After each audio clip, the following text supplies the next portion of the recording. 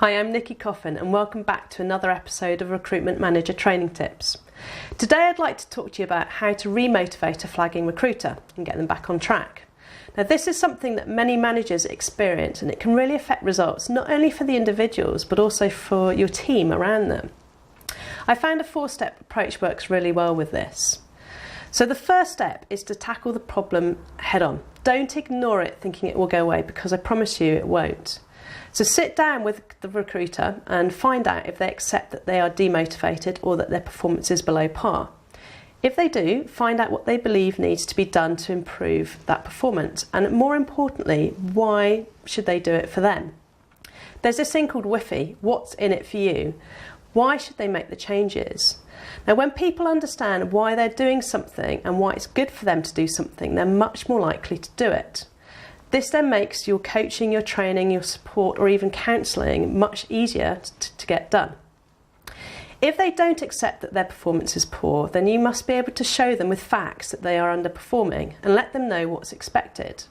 Regardless of the reason, it should be clear to them that performance has got to improve. Now step 2 is then to agree a plan of what to achieve. People get stuck when they don't know how, and most underperformance comes from recruiters not knowing where to start or how to get the task done. So your role as a recruitment manager is to show them how. And once you know what they want to achieve, you then need to create a plan of how to achieve it. This is the how-to part. So how specifically are they going to find candidates? What resources are they going to use? What jobs specifically should they be working on? How are they going to find candidates for those jobs?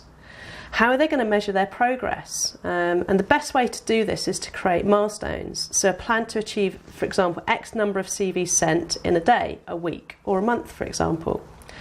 Now step 3 is then to break this plan down. Henry Ford said nothing's particularly hard if you divide it into small chunks. So take the plan you have agreed and help them to break it into weekly and daily timescales.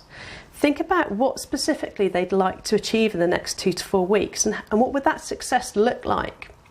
How would they like to see their candidates and their client and their business development grow?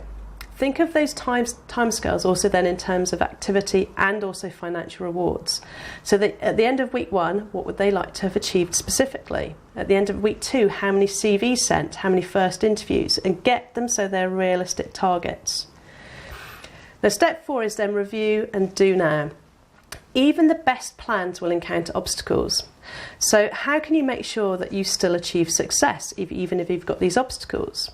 In the same way as a pilot constantly monitors his position and adjusts his direction, you need to review their progress and make adjustments as you go along the way. So if your recruiter isn't on track, find out what they need to start doing and what needs to stop being done to make sure that the target is still reached. And with these review times, agree times, but don't leave it too long. No more than 2 days to review, and sometimes with people it could be 2 or 3 times a day. So there you have it, some steps to remotivate any flagging consultant, and that's our recruitment manager training tip for today. If you'd like to know more, I'd love to invite you to our free training webinar, How to Convert Underperformers into Consistent High Billers in 14 days or less, and here's the link for that. I'll be showing you some excellent tips and techniques to get big performance fast, and here's the link again to sign up for that. I look forward to seeing you next time.